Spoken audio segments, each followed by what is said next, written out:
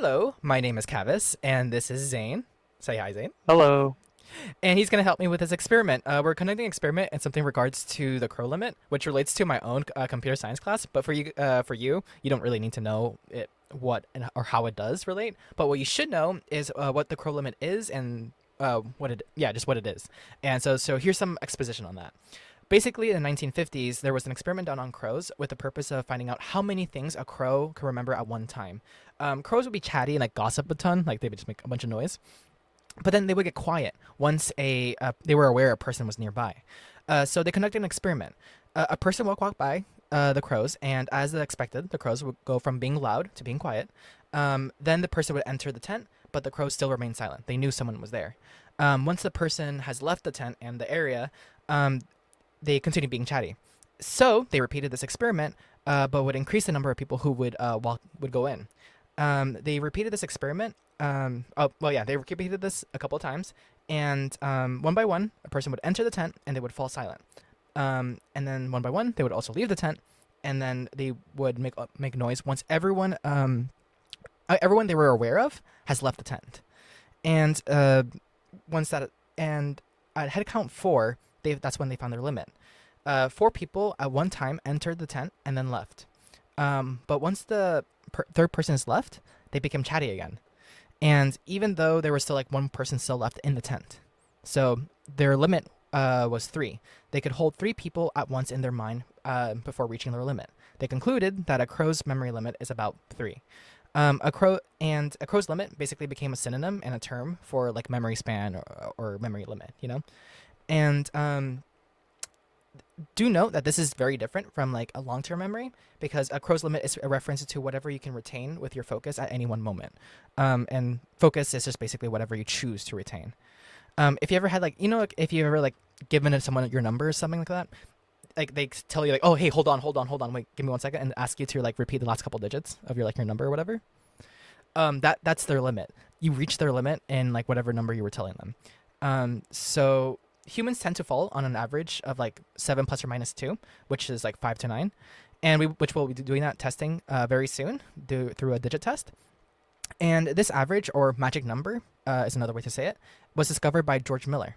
George Miller, to summarize, this guy found it very interesting that if you perform a one-dimensional absolute judgment task, it was very similar to one's short-term memory. And to elaborate, in one-dimensional absolute judgment task was basically when a subject was given stimuli to react appropriately to, and they've already learned how to react appropriately to, and like kind of taught to how to react. And the stimuli would only vary in one dimension. So, example, if you're like given 10 different sound tones, they would only vary in pitch. Get it? So yeah, and he found that people could respond just fine up to like 5 or 6. Then the rate of doing it correctly would decline, which translated to 2 to 4 bits of information. And to like elaborate a little bit on that, bits of information is 0, 1. So like 1 bit is 0, 1, 2 bits is 0, 1, 0, 1. And so 2 to 4 bits of information just basically means 4 to 8 alternatives. And this happens to correspond with our own short-term memory limit.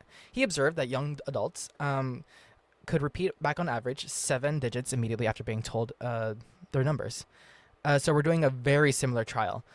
So what you're going to do is going down the list of the numbers you made for me, and they, as we discussed, they increase and digitize incrementally. And I'm going to say 1, and then you're going to say, like, let's say 1, right? And then 3, 5, 3, 5, and then so on and so forth. And, reminder, there's no 35, 436. That's not the point of the experiment.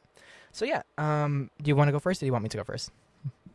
Uh, you can go first. Okay, It's your experiment. You can go first. okay, cool. Do you want me to test you, or do you want me to test me? Sorry, I should have clarified there. You can test me. Okay, there we go. Okay, there we go. Here. Okay, so 3, 3, 5, 4, 5, 4, 6, 8, 4, 6, 8, 4, 2, 4, 4, 3, 2, 4, 4, 3, 0, 9, 1, 9, 4. 0, 9, 1, 9, 4, Cool. Now 8, 2, 9, 0, 5, 0. 8, 2, 9, 790. All right, there we go. And we have reached your crow limit. So you reach 1, 2, 3, 4, 5, which is an average, and then you capped out at 6. So Okay. that falls in within the range, 5 or 6. So like 7 plus or minus 2, right? So 5 is on the lower range, but that is always affected by like other factors. Like example, I personally have noticed that if you vary the cadence of how you say the numbers, people can probably recognize or can process the information much faster. To my understanding, this experiment is about basically saying it like in a consistent rate and repeating it back immediately because it's about short-term memory. But yeah, so anyways, now my turn. I am gonna fail really hard because I I am very tired after a whole day of studying. But let's go. Okay, are you ready? Yep, I am ready. 7, 7, 1, 1, 1, 1, 5, 4, 6, 5, 4, 6, 6, 8, 3, 0. 8, 6, 3, 0. Nope. Really? Wait. 6, 8, 3, Oh, 0. 6, 8, 3, 0. Well, mine even falls below the crow limit, like or the expected average, which was I think 4, right? 4 digits. You got 3 correct. You failed on the On a fourth. 4. Okay, so I failed at 3, and I was not paying attention. I suppose at 4, which falls 2 below even the lowest limit. But either way, shows how attention span and focus kind of plays a huge factor on it. So, to like obviously like you we remember more things than 3 or 5, right? We tend to remember more than that, obviously, right? So we do that by doing something called concept formation, and we overcome this limit by creating concepts. So example, you don't remember necessarily every cat in existence, right? You don't remember every goddamn cat in existence, but you do but you don't need to know its exact race to recognize what a cat is. And we're able to do this because of something we do called abstraction. Abstraction is basically we're able to like recognize defining properties that all entities under said concepts has. So, and there's a hierarchy of this as well. To kind of elaborate on this, let's use vehicles, right? So a vehicle defining property we could say is being able to transport someone, correct? Um, and then we're able to like go up on this concept hierarchy and be more specific on the defining property aspect. So, for example, we can say, or yeah, we can say like a car, right? A four-wheeled road vehicle powered by an engine or motor, and then we can keep going from there. Like electric car. Electric car is basically, like a car that's powered by an electric motor, and then a gas car. Cars are gas cars that are powered by an internal combustion engine, and then we can go into models like Toyota, Lamborghinis, or whatever, or whatnot.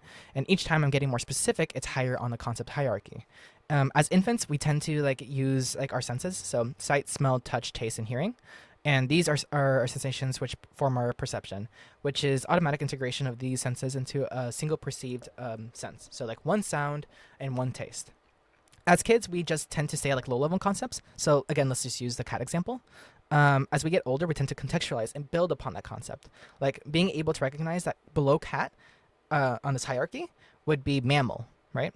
And then above that could be big cats. And to go even further, lions. The higher level concepts don't tend to be as automatic of a process to form them. They're formed more volitionally. In other words, you choose to form these concepts. And this is how we're basically able to overcome our limit and our biological limits, our crow limit, by forming concepts. So yeah, thanks for participating in this experiment. Here in my lecture and helping me get extra credit.